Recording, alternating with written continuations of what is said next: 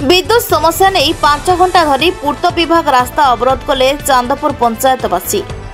ढेंकानाल जिला पर्जंग विद्युत डिविजन में किछि दिन धरी देखा देछि अहेतुक भावे विद्युत काट, जहाकु नै समग्र अंचल रे विद्युत उपभोक्तांक मध्यरे दिनकु दिन असंतोष बढ़िबारे लागिछि।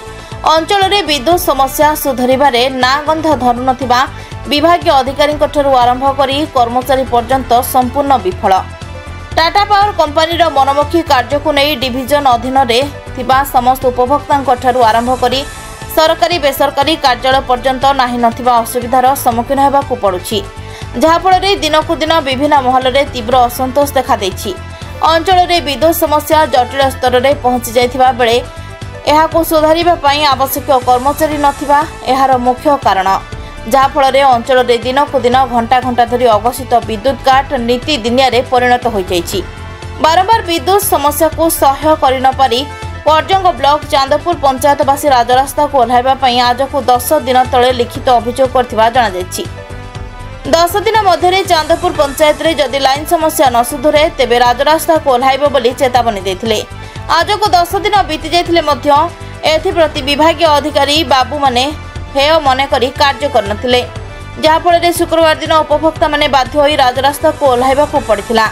शुक्रवार सकाळ 5 घटिका ठारू सकाळ 10 घटिका पर्यंत भालुमुंडा छकरू सांदा चांदपुर देई आलुओ झरण पर्यंत जाइथिबा पूर्त विभाग रास्ता रे चांदपुर छक निकट रे समस्त उपभोक्ता एकत्रित होई रास्ता अवरोध करथिले। खबर पाई पर्जंग अतिरिक्त तहसीलदार मदन मोहन जेना, विद्युत विभाग जेई और कर्मचारी सांदा फांडी अधिकारी जे पटनायक और पुलिस बाहिनी आंदोलनकारी निकट में पहुंची समस्या उपरे आलोचना परिसर को आसीथिले।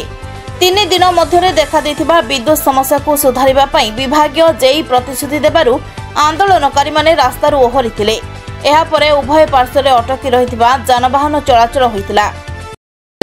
चांदपुर बीजेपी सभापति अच्छी आमर एटी विद्युत सरबराह विद्युत सप्लाई सब प्रकार जबत असुविधा हेबारु साधारण लोक रोगी वृद्ध शिशु एमाने असुविधा हेबारु एवं विद्युत विभाग को आम बारंबार अनुरोध करवा इनफर्म करवा पर मध्य से शुणवे ना एवं लोकल जो स्टाफ रही से बहुत ढिला कर फोन कॉल कले रिसीव करना तेणु बाध्य आम लीगली हिसाब से ऑफिसर प्रशासन पुलिस समस्त को जनाई 7 दिन समय नेलु तापर आम आज रास्ता रोक कलु।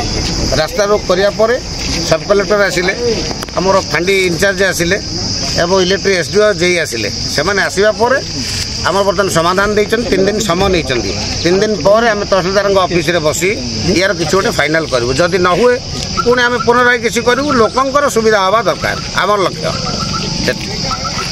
ढेंकानाल जिला पर्जंग ब्लॉक रु निर्मल पटनायक रिपोर्ट ना ओडिशा। लेटेस्ट न्यूज अपडेट पाई www.naodisha.com को लॉगिन करंतु।